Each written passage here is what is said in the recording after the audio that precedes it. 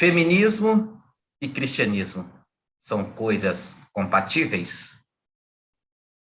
Existe algum elemento de feminismo na Bíblia? Ou a Bíblia é um livro totalmente machista? Existe feminismo hoje nas igrejas, nas religiões?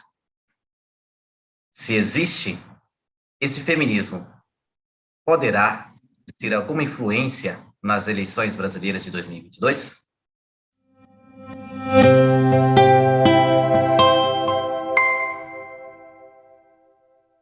Seja muito bem-vindo ao nosso canal Central Filosófica. O meu nome é João Aparecido, sou professor de filosofia e criador deste canal. E para tratar deste assunto, eu convidei a professora Carolina Bezerra, ela que é graduada em teologia, tem mestrado e doutorado em ciência da religião e pós-doutora em teologia bíblica. Professora Carolina, muito bem-vinda ao meu canal Central Filosófica. Obrigada, João. É um prazer estar aqui. Eu sou, então, professora também de Novo Testamento e na Faculdade ZEST de graduação e pós-graduação, e eu sou professora também da Teologia Feminista lá, que eu atuo na Teologia Feminista na pós-graduação da EST. Obrigado, professora. Antes de iniciarmos aqui a nossa discussão, você que clicou nesse vídeo, já deixa aqui o seu like, comentários e compartilhe com mais pessoas. Como eu sempre digo aqui, aquilo que é bom é para ser compartilhado. Se está aqui pela primeira vez, se inscreva no canal, conheça a proposta do nosso canal. Se aprovar, se inscreva no mesmo e ative o sininho de notificações para ser informado das novidades que semanalmente são postadas aqui neste canal. Professor, então vamos lá. Como eu iniciei essa vídeo, né, colocando aí a questão se existe uma compatibilidade entre feminismo e cristianismo. É possível haver uma compatibilidade entre feminismo e cristianismo? A gente acredita nisso, né? Tanto que existe uma teologia feminista.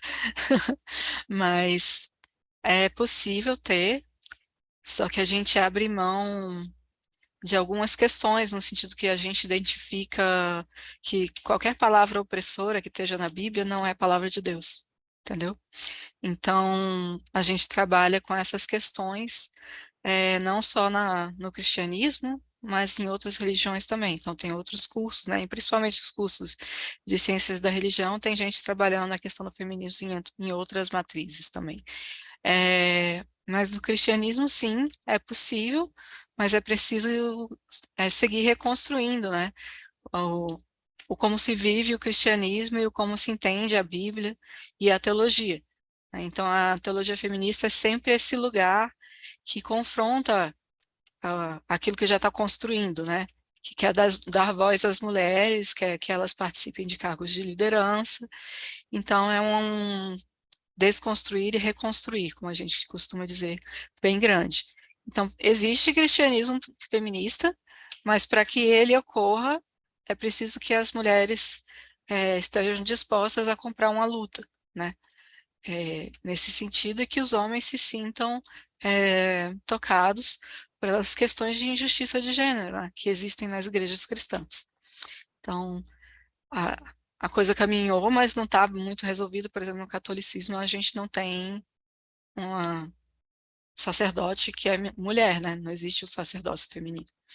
Mas muitas igrejas evangélicas já têm suas pastoras, né?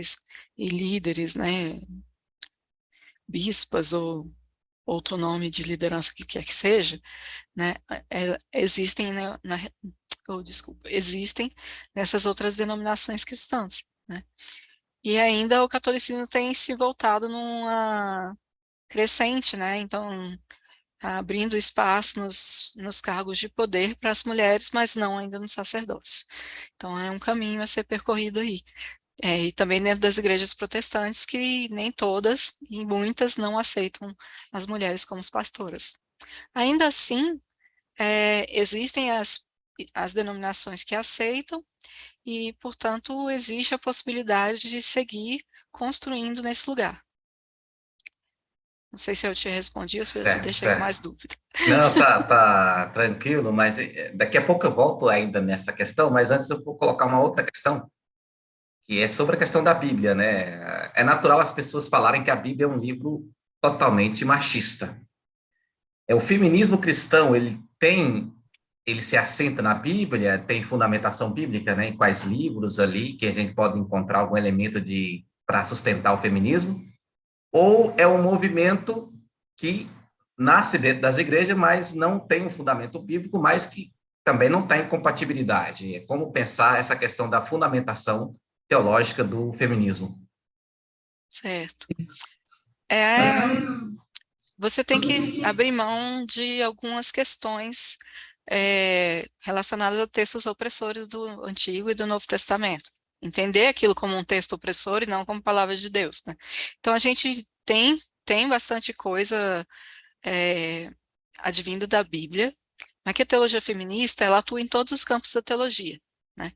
Tanto na teologia prática, como na teologia bíblica, como na teologia sistemática, a gente tem teologia feminista agindo nesses lugares também. Então, na teologia bíblica, a gente faz um, um processo de recuperar as origens do texto, entender quais são os problemas sociais que estão relacionados naquele texto, né? E entender, tanto denunciar, né, como entender esses textos opressores, mas também criar contradiscursos, né?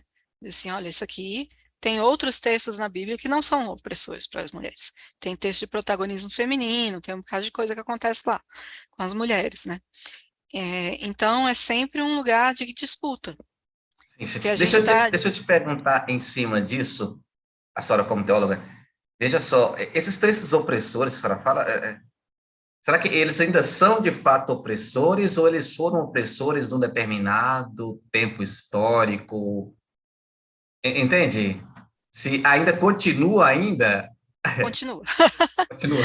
Porque são esses textos que vertentes fundamentalistas acessam, né, para justificar a ausência das mulheres nesses espaços de liderança eclesiástica, né? Mas aí o E problema não não, está na interpretação.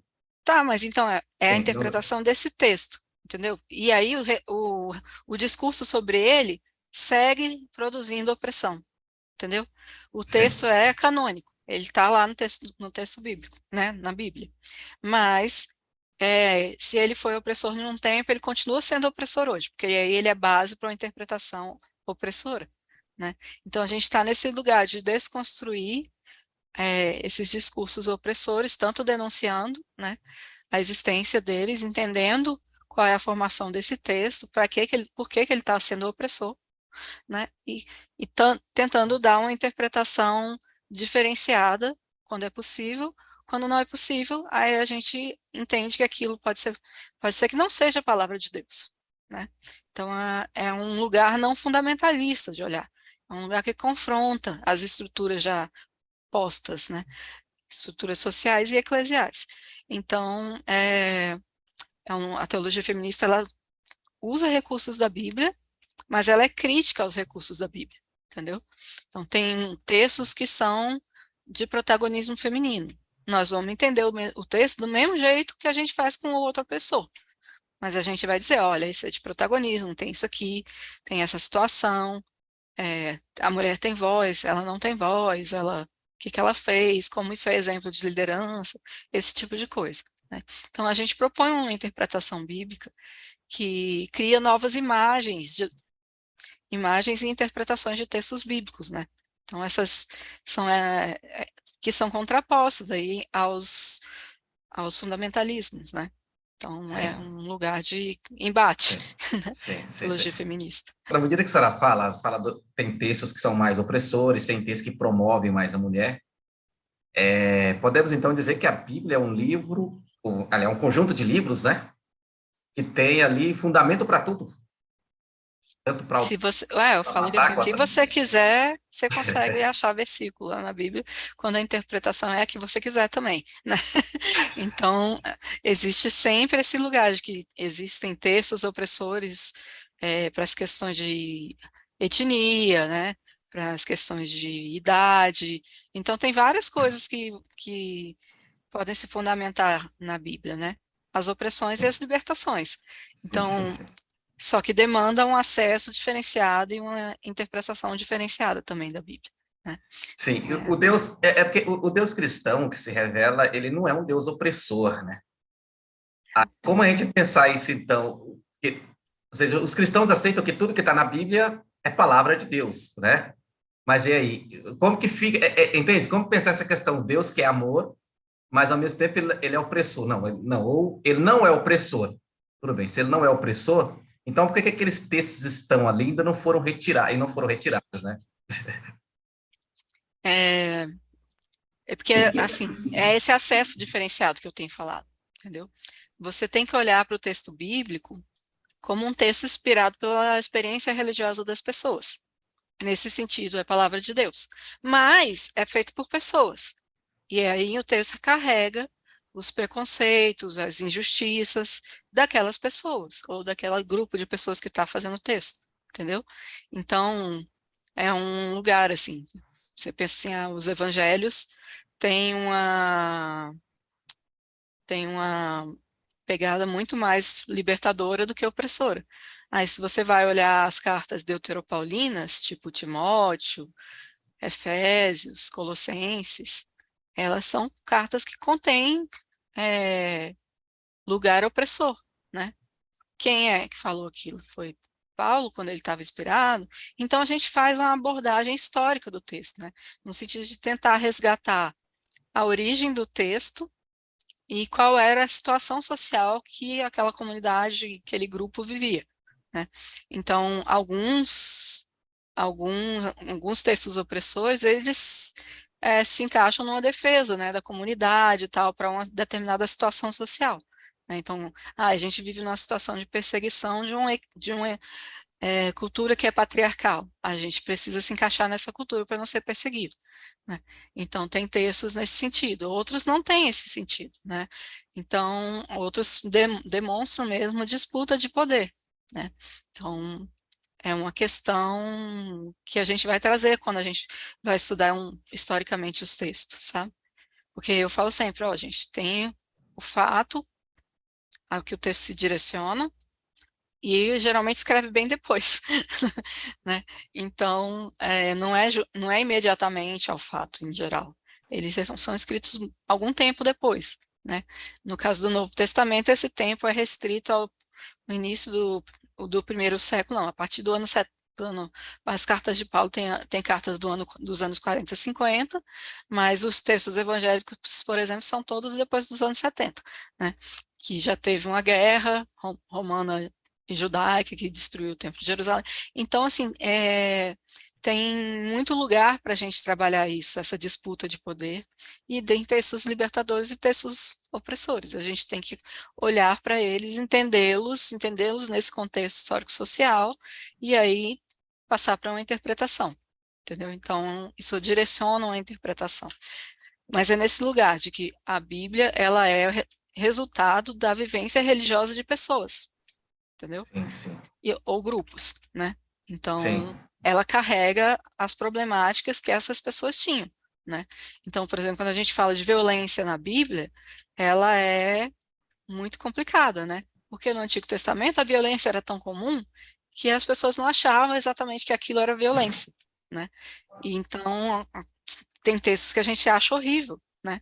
Porque aquilo não era entendido como uma violência.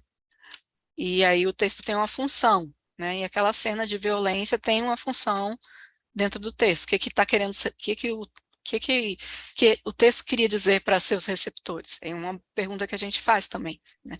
Porque a gente tem que olhar para o texto contextualizado. Dizer assim, parece que para as pessoas que iam receber a situação era essa e tal, e o texto foi escrito com essa, não é, problemática. E aí tem uma entendi. função textual. A gente não pode simplesmente transpor aquela função para os tempos de hoje, porque existe assim, a gente trabalha com continuidade cultural, mas também a gente tem que entender que existe uma distância cultural, né? Então, se a gente pega textos do Novo Testamento, essa distância é de 2000 anos, né? 2021 anos. Sim. E se a gente pega textos do Antigo Testamento, a gente está falando de muitos séculos, né? Muitos séculos. Então, é mais do que todo esse tempo e bastante tempo antes de Jesus. Tem textos do século X antes de Cristo, né? Então, então, até chegar ao Novo Testamento já foram 9 séculos, sabe? Em muitas camadas. Então, é Sim, uma questão que precisa ser encarada com seriedade, né? Que existe uma distância cultural. Nós não temos a cultura semítica campesina para quem o grupo, para quem, em geral, os textos são escritos, né? A gente tem ideologias diferentes, concepções diferentes de determinados conceitos, então é preciso olhar com esse olhar de desconstrução, né? Não pode simplesmente ler o texto e achar que, sem saber nada, eu vou interpretar aquele texto bem interpretado, né? Então é sim, um sim. caminho teológico. Entendi, entendi. Voltando à minha primeira questão, né, sobre a questão da compatibilidade entre feminismo dentro do cristianismo, como que o feminismo está hoje dentro das igrejas, né, atualmente? A senhora disse no início, né, falou de algumas igrejas, já tem mulheres que são pastoras, tudo, mas eu vejo que isso por si só não significa um feminismo presente ali, que ela pode ser pastora e ser machista, né, reproduzir o machismo, né? Ou seja, como é que Sim, o feminismo está presente, como é que ele se desvela dentro das igrejas hoje? nessa luta pela igualdade, né, e pela não opressão das mulheres, né? Então, em todas as igrejas, são as mulheres que fazem as igrejas andar, né? Tipo, são elas que fazem os eventos, são elas que fazem a recepção, são elas que organizam um monte de coisa, são elas que fazem a comida, são elas que limpam, mas elas não são pastoras, apesar que são pastoras, né? Tem vocação. Em algumas igrejas a vocação não é reconhecida, em outras é reconhecida.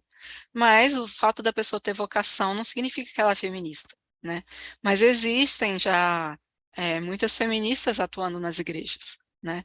Então, como membros, como pastoras, tem pastoras feministas e pastoras não feministas, né?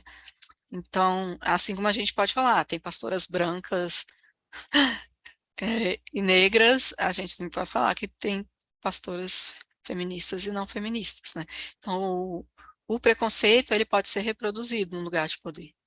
Mas a ideia é que, do campo feminista, é que esses espaços existam e que à medida que o tempo vai andando, também, a gente tem que ter essa paciência histórica, né, também. Tipo, temos pressa, mas precisamos ter paciência histórica. Porque é a presença dos corpos das mulheres nesses lugares de poder que vai modificando a situação. Porque uma pesquisa recente que a gente fez aqui na Faculdade Zeste, no programa de Gênero e Religião, a gente perguntou para as pastoras, fez uma pesquisa com ministras ordenadas, né? Então perguntamos para essas pastoras como é que era a questão do preconceito que elas viveram antes do ministério de serem ordenadas e depois de serem ordenadas. E cresce muito o preconceito de gênero, né? E então, assim, de um para outro é mais de 20, tipo 20% de crescimento, sabe? Então, a gente entende que esse lugar da exposição, de lugar de poder, é também um lugar de violência, no sentido que os homens conferem violências a essas mulheres, né? Na forma de preconceito. Então, lidar com essas situações, ter as mulheres lá, que vai fazer a coisa se modificar, porque se ela está no espaço de liderança, aí ela tem palavra, né? Tem direito a voto, tem direito a ser conselheira, algumas coisas assim, e incentiva outras mulheres a ocuparem esse espaço, né? Então a gente entende que o ideal seria que todas as mulheres que assumissem o espaço fossem mulheres feministas, né? Mas a gente não pode contar com isso. Então, a gente entende que se tem uma mulher lá, a tendência é que isso vá se desconstruindo aos poucos também, né? Essa pastora vai ser machista, mas a próxima pode não ser, né? Pode ser feminista. Então, e aí a gente tem batalhado para que as mulheres, a produção de teólogas, seja incluída nos, nos- nas bibliografias né, das disciplinas e que tenham disciplinas da questão de gênero, né? A questão de gênero não só restrita às mulheres, né? Mas é preciso que a gente trabalhe esses conceitos, né?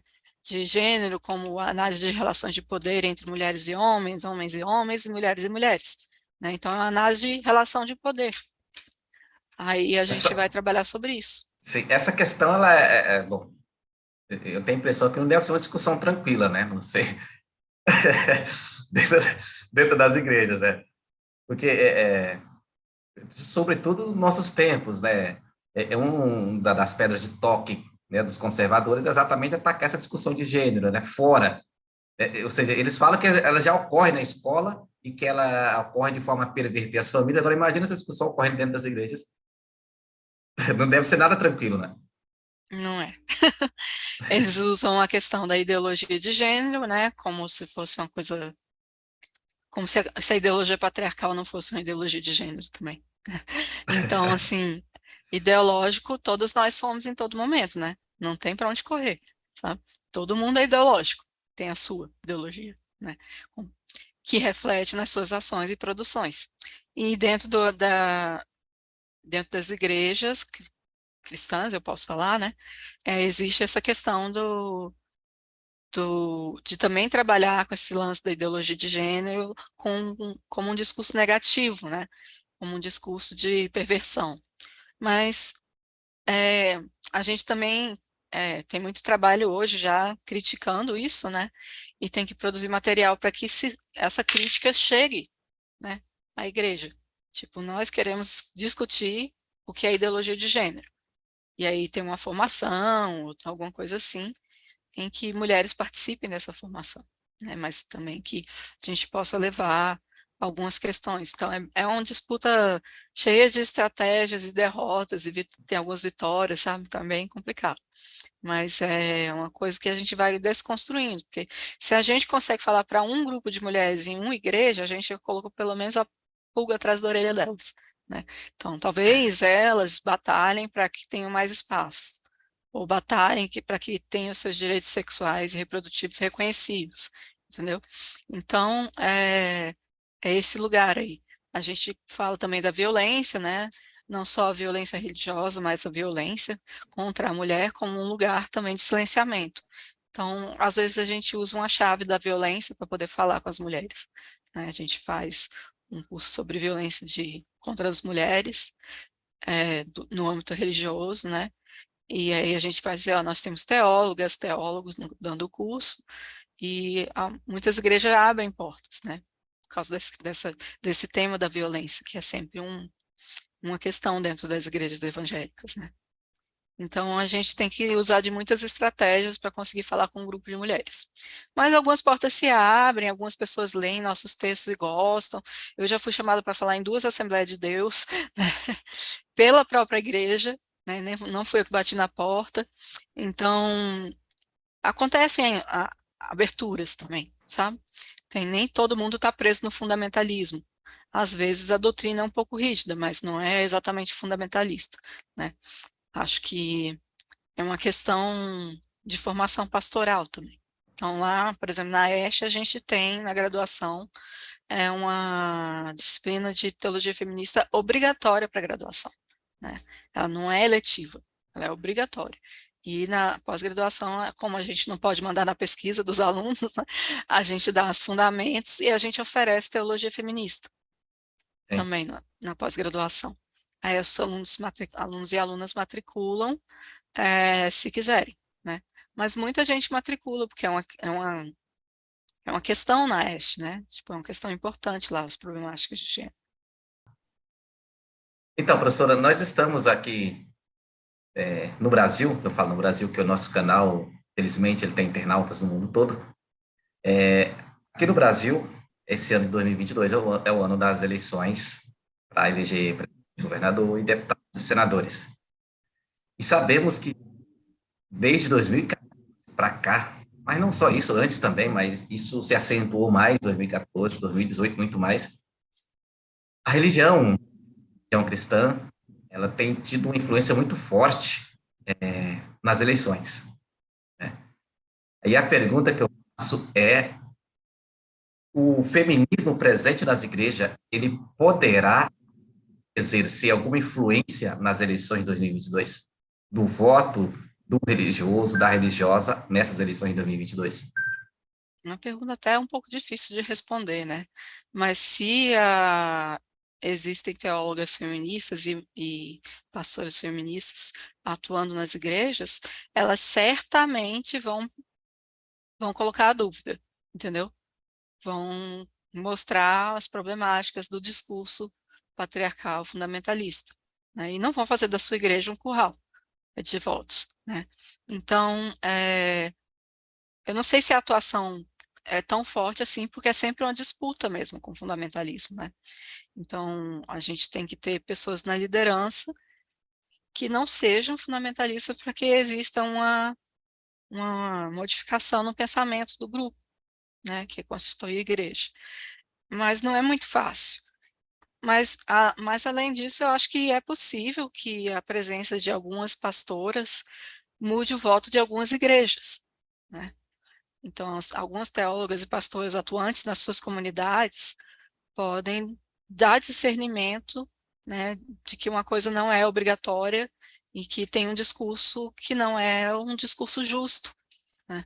Então, trabalhar com essa questão da justiça mesmo, né? Então, não dá para votar no presidente que diz que as mulheres ganham menos porque engravidam, porque isso é injustiça de gênero, né? Então, é preciso proteger essas mulheres da situação de perda de emprego, né, de vulnerabilidade que a gravidez traz. Isso é justiça de gênero. Então, se a gente, à medida que isso vai se fazendo claro, eu acho que tem um potencial para, pelo menos em alguns esses lugares em que elas estão presentes, que se discuta criticamente o voto, né? Mas não como um curral, né? É uma conscientização sobre discursos, né? Então, que acaba desconstruindo alguns candidatos, né? Mas a ideia não é que se construa uma candidatura. Acho que a pessoa tem que ter liberdade, né, de escolha. Então, a teologia feminista trata com essa liberdade de escolha das mulheres, né? Então, se elas são obrigadas pelas suas instituições religiosas, no sentido que existe um discurso injusto promovido nessas igrejas, né, que oculta situações de injustiça e coloca tudo no balaio da ideologia de gênero, não sei o quê, então elas não têm escolha ou tem a sua escolha muito diminuída, né? Eu não gosto de dizer que ninguém que deixa perder, perde autonomia, né? Mas dizer que tem um campo de verdade, né? Que é construído, e isso dificulta, né? Então, essas estruturas de plausibilidade que se constroem, né? Elas dificultam a escolha das mulheres. Então, se tem a pastora feminista, ela pode não ter essa estrutura de plausibilidade, né, tão ruim, mas pode modificar nesse sentido a questão da votação. Mas eu não sei o tamanho dessa influência, né, isso é difícil de medir.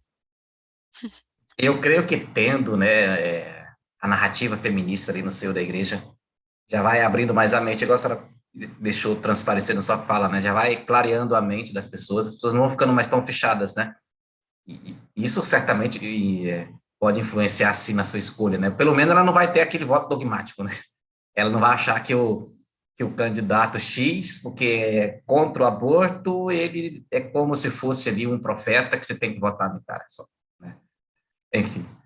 Professora, agradeço aqui a sua participação aqui no meu canal, né?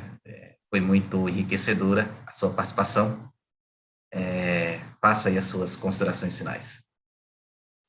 É, eu penso assim que quando a gente trabalha no texto bíblico, porque eu sou biblista, né, eu sou professora de Novo Testamento, a gente tem que olhar para esses protagonismos das mulheres como protagonismos libertadores, né?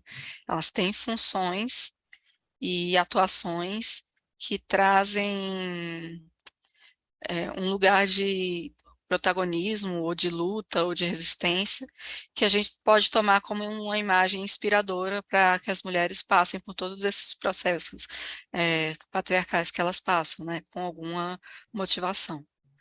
Mas também isso desconstrói a questão de que palavra opressora, ela é uma palavra de Deus, né?